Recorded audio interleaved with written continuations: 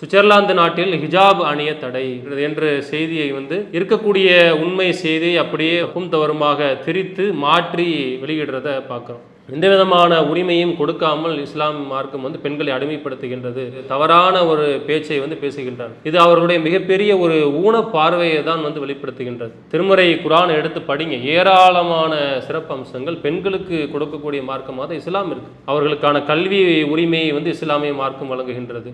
அவர்களுக்கான அந்த பொருளாதாரம் ஈட்டக்கூடிய உரிமையை இஸ்லாமிய மார்க்கம் வழங்குகின்றது. அவர்களுடைய தந்தையருடைய அந்த சொத்தில் அழகான முறையில் சொத்துரிமையை கொடுக்கக்கூடிய மார்க்கமாக இஸ்லாம் விளங்குகின்றது.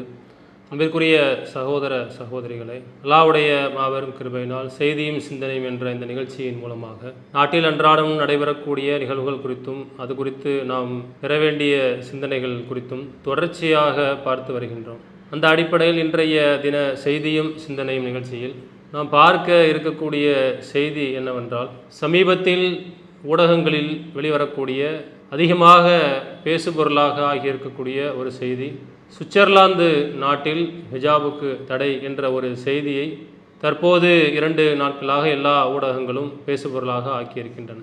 உண்மை செய்தி என்னவென்று சொன்னால், சுவிட்சர்லாந்து நாட்டில் இந்த ஆண்டு 2025ஆம் ஆண்டு ஜனவரி 1ஆம் தேதி முதல் பெண்கள் என்ன பண்ணணும்னு சொன்னால், முகத்தை மறைக்கக்கூடிய வகையில் இருக்கக்கூடிய ஆடைகளை, ஹிஜாப் போன்ற விஷயங்களை அணிவதற்கு தடை என்று செய்தி வெளியாகி உள்ளது. கூடுதலாக வெளிவந்திருக்கக்கூடிய செய்தி என்னன்னு சொன்னால், விமான நிலையங்கள், அது மாதிரி பாதுகாப்பு துறை சார்ந்த அரசு சார்ந்த அந்த அலுவலகங்கள், வழிபாட்டு தலங்கள், புனித தலங்கள், இது போன்ற இடங்களில் முகத்தை மறைக்கும் விதமாக ஆடை அணிவது விதிவிலக்கு கொடுக்கப்பட்டிருக்கின்றது என்ற செய்தியும் சேர்த்து வெளிவருது. அதோடு கூடுதலாக என்ன சொல்கிறாங்க அப்படின்னு சொன்னால், பாதுகாப்பு சம்பந்தமாக அவர்களுடைய உடல் சார்ந்த சில விஷயங்கள், இது மாதிரியான விஷயங்களை மேற்கோள் காட்டி அவர்கள் அந்த குறிப்பிட்ட சில விஷயங்களுக்கும் விதிவிலக்கு கொடுக்கப்படுகின்றது. இது தவிர்த்து பொதுவாக இருக்கக்கூடிய பெண்கள் பொது இடங்களில் முகத்தை மறைக்கக்கூடிய ஆடை அணிந்து வருவாங்கன்னு சொன்னால் அவர்களுக்கு அபராதம் விதிக்கப்படும் என்ற ஒரு செய்தியை அந்த நாட்டில் இருக்கக்கூடிய ஊடகங்கள் வெளியிடுது. நம் நாட்டில் இருக்கக்கூடிய சில ஊடகங்கள் அதை எப்படி வெளியிடுறாங்க அப்படின்னு சொன்னால், சுவிட்சர்லாந்து நாட்டில் ஹிஜாப் அணிய தடை, சுவிட்சர்லாந்து நாட்டில் பெண்கள் முகத்தையும் உடலையும் சேர்த்து மறைக்கக்கூடிய ஹிஜாப் அணிய தடை விதிக்கப்பட்டிருக்கின்றது என்ற செய்தியை இருக்கக்கூடிய உண்மை செய்தி அப்படியே தப்பும் தவறுமாக திரித்து மாற்றி வெளியிடுறத பார்க்குறோம். ஊடகத்தினுடைய தர்மத்திற்கு மிக மிக ஒரு பாதகமான ஒரு செயலாக நாம் பார்க்குறோம். ஏன் இது மாதிரியான விஷயங்களை அவங்க மாற்றி வெளியிடுறாங்க அப்படின்னு சொன்னால், அவர்கள் புரிந்து வைத்திருக்கக்கூடிய ஒரு தவறான ஒரு எண்ணம் தான். சில பேருக்கு அது காழ்ப்புணர்வாகவும் இருக்கும். இஸ்லாமிய மார்க்கம் பெண்களுக்கு ஒரு அடிமையாக நடத்துகின்றது, பெண்ணடிமைத்தன ஒரு மார்க்கமாக இருக்கின்றது, பெண்களுக்கு சுதந்திரத்தை கொடுக்காம இது மாதிரியான ஆடைகளை கொடுத்து அவர்களை அடிமைப்படுத்துகின்றது, மட்டுப்படுத்துகின்றது என்று தொடர்ச்சியாக காழ்ப்புணர்வு பேச்சுகளை பேசி வரக்கூடியவர்களாகத்தான் நம் நாட்டில் பல ஊடகங்கள் இன்றைக்கு இருந்துட்டு இருக்கிறாங்க. பொதுவாக நாம் அனைவருக்குமே சொல்லக்கூடிய ஒரு பொதுவான விஷயம் என்னன்னு சொன்னால், அதில் இஸ்லாம் ஹிஜாப் சம்பந்தமாக என்ன சொல்கின்றதுன்றது முதல்ல தெளிவாக நீங்கள் எடுத்து படிங்க. முதல்ல இஸ்லாமிய மார்க்கம் பெண்களுக்கு எதனால் ஹிஜாபை அறிமுகப்படுத்துகின்றது, ஏன் ஹிஜாபை கட்டாயப்படுத்துகின்றது என்று மனிதர்களை படைத்திருக்கக்கூடிய இறைவன் தன்னுடைய திருமறையில் அழகாக சொல்லி காமிக்கின்றான். திருமறை குர்ஆன் 33ஆம் அத்தியாயம் 59வது வசனத்தை எடுத்து பார்த்தோம் அப்படின்னு சொன்னால், நபியே, நீங்கள் உங்களுடைய மனைவியருக்கும் உம்முடைய பெண் மக்களுக்கும் ஏனைய நம்பிக்கை கொண்ட பெண்களுக்கும் நீங்கள் சொல்லுங்கள், அவர்கள் முக்காடுகளை தொங்க விட்டு கொள்ளட்டும். அவர் யார் என்று அறியப்படுவதற்காகவும் அது ரொம்ப ஏதுவான ஒரு விஷயமாக இருக்கும் அப்படின்ற ஒரு அந்த வசனத்தின் மூலமாக இறைவன் இந்த ஹிஜாப் சம்பந்தமாக அறிவுரைகளை கூறுகின்றான். அப்போ இஸ்லாமிய மார்க்கம் சொல்கின்ற முறைப்படி ஹிஜாப் என்ன சட்டம் சொன்னால், பெண்கள் அவர்களுடைய முகம் மற்றும் அந்த கைகள் தவிர்த்து மற்ற ஏனைய உடல் பாகங்களை மறைத்து ஆடையை அணிந்து கொள்ள வேண்டும். அது கருப்பு நிற நீல அங்கியாகவும் இருக்கலாம், அல்லது வேறு எந்த ஒரு ஆடையாகவும் இருக்கலாம். மொத்தத்தில் முகம் கைகள் தவிர மற்ற உடல் பாகங்கள் மறைக்கப்பட வேண்டும் என்று இறைவன் வழிகாட்டுகின்றான். எதனால் இந்த சட்டத்தை இஸ்லாம் வலியுறுத்துது அப்படின்னு சொன்னால், மனிதர்களுடைய படைப்பே அப்படி தான். எந்த ஒரு இனத்தை எடுத்துக்கொண்டாலும் அதில் ஆண் இனம் பெண் இனம் என்று 2 வேறு இனங்கள் இருக்கும். ஒரு இனம் இருக்குன்னு சொன்னால் மற்றொரு தன்னுடைய எதிர்ப்பாலினத்தின் மீது ஈர்ப்புன்றது கண்டிப்பாக இருக்கத்தான் செய்யும். இது இறைவனால் நியதியாக படைக்கப்பட்ட அந்த படைப்பினுடைய அம்சமே அதுதான்.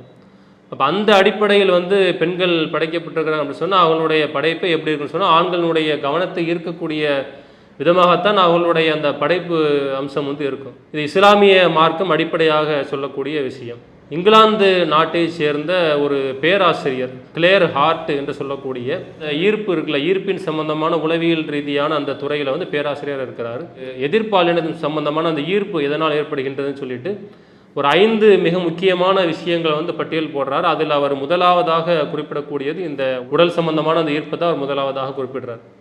இது எல்லாருக்குமே பொதுவாக தெரிந்த ஒரு விஷயம். இப்போ பெண்களுடைய அந்த உடல் அமைப்பு அது மாதிரி இருக்கிறதுனால இஸ்லாமிய மார்க்கம் என்ன சொல்லுது அப்படின்னு சொன்னால், நீங்கள் வந்து முகம் கைகளை தவிர்த்த மற்ற உடல் பாகங்களை நீங்கள் வந்து மறைத்துக் கொள்ளுங்கள் என்ற சட்டத்தை சொல்லுது. 24 மணி நேரமும் அவர்கள் அப்படி தான் இருக்க வேண்டும் என்று இஸ்லாம் சொல்லலை. அவர்களுடைய வீடுகளில் அவர்களுடைய இந்த இரத்த உறவுகளில் சில உறவுகளை குறிப்பிட்டு அந்த மாதிரி இருக்கும்போது அந்த வந்து ஹிஜாபை வந்து பேண வேண்டிய அவசியம் இல்லை. வெளியிடங்களுக்கு வரும்போது அந்நிய ஆண்கள் இருக்கக்கூடிய பகுதிகளுக்கு வரும்போது தான் இது மாதிரியான சட்டத்தை பேண வேண்டும் என்று சொல்லப்படுது. இவ்வாறு இருக்கக்கூடிய நிலையில் இன்றைக்கு வந்து எப்படி இதை கொண்டு போகுது அப்படின்னு சொன்னால், இந்த ஹிஜாப் என்ற விஷயத்தை பல பேரும் ஒரு அரசியலாக எடுத்து பேசு பொருளாக்குறாங்க. இன்னும் நம்ம சொல்லப்போனால் இஸ்லாமிய மார்க்கம் தவிர்த்து ஏனைய பிற மாற்று மதத்தில் இருக்கக்கூடிய ஒரு சில பெண்கள் கூட இந்த மாதிரியான உடையை விரும்பக்கூடியவர்களாக இருக்கிறாங்க. அவங்களுக்கு தெரியுது இது மாதிரியான ஆடை வந்து பெண்களுக்கு வந்து ஒரு பாதுகாப்பான ஆடை தான், முழுக்க முழுக்க ஒரு பெண்களுக்கான ஒரு பாதுகாப்பு அம்சமாக அந்த ஆடை இருக்குதுன்றதை விளங்கித்தான் எத்தனையோ பெண்கள் பார்த்தோம் அப்படின்னு சொன்னால் உடலை மறைத்து தான் வந்து வெளியில் வருவாங்க. எத்தனையோ அரசியல் தலைவர்கள் நம்ம பார்க்கலாம். நம்ம தமிழ்நாட்டிலையும் சரி, நம்ம நாட்டில் இன்ன பிற மாநிலங்கள்லையும் பெண்கள் வெளியில் இருக்கக்கூடியவங்க, அந்த அரசியல் சார்ந்திருக்கக்கூடியவங்க கூட இது மாதிரி தங்களுடைய உடலை முழுவதுமாக மறைக்கக்கூடிய ஆடைகளை அணிபவர்களாக அதை விரும்பக்கூடியவர்களாகவும் நிறைய பேர் இருக்கிறாங்க.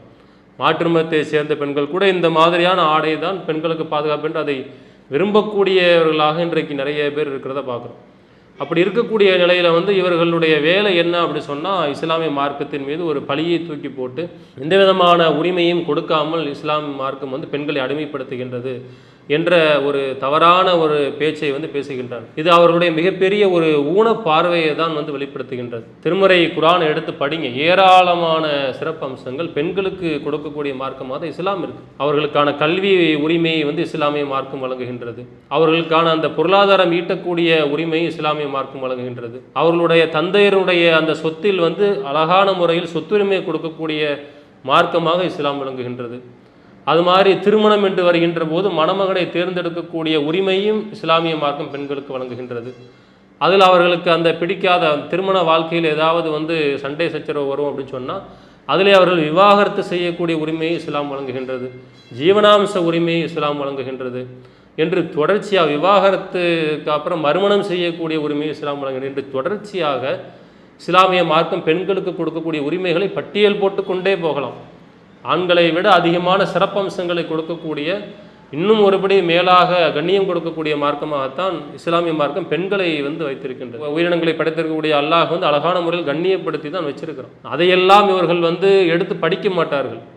தெரிந்தாலும் கூட அது பிற மக்களுக்கு தெரிந்துவிடக்கூடாது என்று சொல்லி அப்படியே அதையெல்லாம் மூடி மறைத்து சின்ன சின்ன விஷயங்களை எடுத்துக்கொண்டு இது மாதிரி இஸ்லாம் வந்து பெண்ணடிமைத்தனத்தை ஊக்குவிக்குது. இந்த பார்வை தான் இந்த செய்திக்கான காரணம். இன்றைக்கி உண்மையான ஒரு செய்தியை மறைத்து இன்றைக்கு இப்படிப்பட்ட ஒரு செய்தியை வெளியிடுறாங்கன்னு சொன்னால் வேறு எந்த ஒரு காரணமும் கிடையாது. இந்த ஒரு விஷயம் மட்டும்தான் காரணம்.